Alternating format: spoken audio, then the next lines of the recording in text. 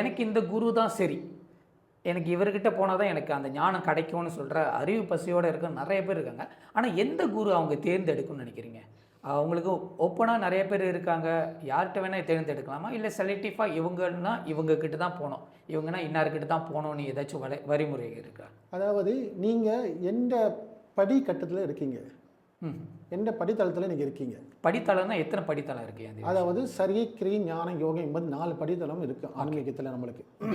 அப்போ ஒரு சரியை பற்றி தெரிஞ்சுக்க வேண்டால் முதல்ல அந்த அடிப்படையான ஒரு ஆசனகட்ட போய் சேரணும். ஓகே. அதாவது சரியை முழுமையாக புரிந்து உணர்ந்து செயல் வடிவத்தில் இருக்கிறவன் தான் ஆசானாக இருக்க முடியும். வெறும் வாய் பேச்சால் பேசலாம் ஆசானாக இருக்க முடியாது. அந்த ஆசனம் என்பது அனுபவ ஸ்தானத்தில் இருக்கணும், அவன் தான் ஆசானாக இருக்க முடியும். அப்படிப்பட்டபடி நீங்கள் போய் அந்த போதனை, அந்த பயிற்சி, அதுக்குள்ள தேடல் நீங்கள் போனீங்கன்னு சொன்னால் நிச்சயமாக உங்களுக்கு அந்த முதல் படி சரியில் இருக்க தெளிவு உங்களுக்கு நிச்சயமாக தெளிவுபடும். தெளிவுபடுத்திடுவார். ஓகே. அடுத்து 2வது படிக்கு கிரியைக்கு போகிறப்ப அந்த சரி கடந்து கிரியைக்கு போகிறப்ப இந்த கிரியைக்கு உள்ள தகுதியான ஆசான் யார்? இப்போ ஒவ்வொரு தொழிலுக்கு ஒவ்வொரு திறமைசாலி இருப்பாங்க. இவன் இந்த தொழிலில் சிறப்பானவன், இவன் தொழில் அவன் 4 தொழில் படிச்சிருக்கலாம், ஆனால் இதில் தேர்ந்தெடுத்தவனாக இருப்பான், மிக சிறப்பான போதிக்கிறவனாக இருப்பான். அப்போ அந்த மாதிரி ஆசானை நீங்கள் பார்த்தா மட்டும்தான் உங்களுக்கு சரியான தெளிவு கிடைக்கும். ஓகே.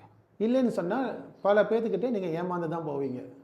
ஏன்னா சாதாரண புத்தகத்தை படித்தவங்களாம் குரு சொல்லிக்கிட்டு இன்றைக்கி நிறைய நம்ம சமுதாயத்தில் வந்த ஒரு பிரச்சனையே அதுதான். இப்போ இன்றைக்கி அனுபவஸ்தர்கள் எல்லாமே மற்றவங்க எழுதி வச்ச விஷயத்த படிச்சுக்கிட்டு தான் அனுபவித்த மாதிரி பாவனையில் இருந்துக்கிட்டு இருக்காங்க, வேஷம் போட்டுட்டு இருக்காங்க. இந்த மாதிரி குருவிட்ட மாட்டினீங்களா நிச்சயமாக நீங்களும் குருட்டுக்கு வழிகாட்டின மாதிரி கதை. இந்த கதையை தான் ஆகும். நீங்கள் தேடி போய் அவருக்கும் வழி தெரியாத போது அவருக்கு வழி தெரியாமல் அவன் பொழப்புக்காக அவன் ஒரு விஷயத்த சொல்லிட்டு இருக்கான். அவன் படித்தது அது அவனோட அனுபவம் இல்லை, அனுபவம் வேறு. இப்போ ஒரு பொருளை படிக்கிறீங்க, இந்த பழம் இனிப்பாக இருக்குது, ஒரு ஆப்பிள் பழம் இனிப்பாக இருக்குன்னு நீங்கள் படிக்கிறீங்க, ஆனால் உங்கள் அனுபவத்தில் நீங்கள் சாப்பிட்டதில்லை. அதே மாதிரி ஒரு வேறு எந்த பழமும் எடுத்துங்க, அந்த பழமும் இனிப்புன்னு சொல்கிறாங்க, ஆனால் பேர் வேறு.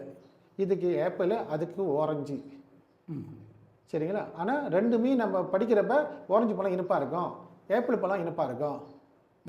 அப்போ நான் ஓரஞ்சு சாப்பிட்டா என்ன, ஆப்பிள் சாப்பிட்டா என்ன? ஆனால் ஏன் இதுக்கு ஓரஞ்சு அதுக்கு ஆப்பிள்? இதோட இனிப்புத்தன்மை வேறு, அதோட இனிப்புத்தன்மை பொதுவில் சொல்கிறப்ப இனிப்புன்னு சொல்லிட்டோம். யார் ஒரு அனுபவித்து உண்றாங்களோ அவங்களுக்கு தான் தெரியும் உண்மையான இதோட இனிப்பு சுவை எந்த மாதிரி இருக்குது, தன்மையில் இருக்குது, இதோட இனிப்பு சுவை தன்மை எந்த வகையில் இருக்குது. இது ஒரு நல்ல ஒரு சிந்தனையான ஒரு செயலாக தான் இருக்குது. நம்ம ரெண்டுமே இனிப்பாக இருக்கும்போது அதில் எந்த இனிப்புக்கு எது உகந்தது அந்த ஒரு விஷயத்த நம்ம கடந்து அனுபவிச்சா மட்டும்தான் இது நடக்கும். ஏன்னா பொதுவில் பேசுகிற இனிப்புன்னு சொல்லிட்டு போயிடுவாங்க. பொதுவாக இனிப்பு சொல்கிறப்ப அப்போ ஒரு லட்டும் இனிப்பு தான். எதுக்கு அப்போ ஆப்பிள் பழம் சாப்பிடணும், எதுக்கு ஓரஞ்சு பழம் தேர்ந்தெடுக்கிறோம், பழத்தை ஏன் தேர்ந்தெடுக்கிறோம்? எனக்கு இந்த பழம் பிடிச்சிருக்கு, இந்த பழம் ஏன் அந்த வேற்றுமை வந்துச்சு? என்ன காரணம்? இனிப்போட சுவை தன்மை வேறு, தன்மை அந்த இறுதியில் இருக்க அந்த தன்மை தான் வேறுபடும். அப்போ நான் ஒரு ஆப்பிள் பழம் சாப்பிட்டா நான் விரும்பிட்டேன், அந்த ஆப்பிள் பழம் தேர்ந்து நான் சாப்பிட்றேன், எனக்கு ஓரஞ்சு பழம் இனிப்பு சாப்பிட்டேன், ஆனால் எனக்கு அவ்வளோ விருப்பம் இல்லை, எனக்கு வேண்டாம். ஆனால் ரெண்டும் இனிப்பு தான் சொல்கிறோம், பொதுவில் சொல்கிறப்ப இனிப்பு. ஆனால் அனுபவத்தில் வேற்றுமை இருக்குது. அந்த வேற்றுமை காட்டுவது தான் ஆசானோட வேலை, ஒரு குருவோட வேலை. அந்த குரு தான் அனுபவிச்சவர் தான் அவர் அனுபவசாலியாக இருக்கிறாரு. அப்படி அனுபவப்பட்ட ஒரு பழத்தை நீங்கள் அணுங்கினீங்களா உங்களுக்கு முழுமையான அறிவு தெளிவு உண்டாகும். அந்த பழத்தோட முழுத்தன்மை உங்களுக்கு பெற முடியும். ரொம்ப தெளிவான ஒரு விஷயம். இப்போ அனுபவம் சொல்லும்போது ஐயாவோட அனுபவம் எந்த ரேஞ்சில் இருக்குது? ஒரு ஒரு ஒரு ஸ்கேல் எடுக்கிறோம்னு வச்சுக்குவேன். ஐயா எந்த இடத்துல வந்து நீங்கள் தேர்ச்சி பெற்றிருக்கீங்க, எந்த விஷயத்தை அனுபவத்தில் இருக்கீங்க, அது மக்கள்கிட்ட எந்த இடத்துல வந்து நீங்கள் ஷேரிங்கில் பண்ணுறீங்க? அதாவது கற்றது கையளவு தான், கல்லாளவு உலக அளவு. இன்னும் நான் பயணத்தில் என் அனுபவத்தில் பயணித்து கொண்டிருக்கிறேன். இதுக்கு ஒரு முடிவு இல்லை, இதுதான் முடிவை, நான் இவ்வளோ படிச்சுட்டேன், டிகிரி எடுத்துட்டேன், முடிஞ்சு போச்சு, அப்படி இல்லை, மாஸ்டர் பேச இல்லை. இது ஆன்மீகம், தன்னை அறிவது ஒரு நிலை. தான் யார், எதுக்கு வந்திருக்கோம், என்ன பண்ணிட்டு இருக்கோம், அடுத்து எங்கே போய் சேர போகிறோம், இந்த கேள்விக்கு சரியான பதில் கிடைக்காம ஆளுக்கு ஒருத்தர் ஒவ்வொரு வகையில் பேசிகிட்டு இருக்காங்க. அது அவங்கவுங்க கருத்து, ஒவ்வொருத்தரும் அவங்க அனுபவ ரீதியில் ஒன்று சொல்லிட்டு இருக்காங்க. அவங்க முழுமையாக படித்தாங்களா, முழுமையாக தண்ணி அறிந்தாங்களா தெரியாது, புத்தக படிப்பை வச்சுக்கிட்டு நிறைய பேர் பல கருத்துக்கள் சொல்லிட்டு இருக்காங்க. அதில் உண்மையான அனுபவசாலியும் இருக்காங்க.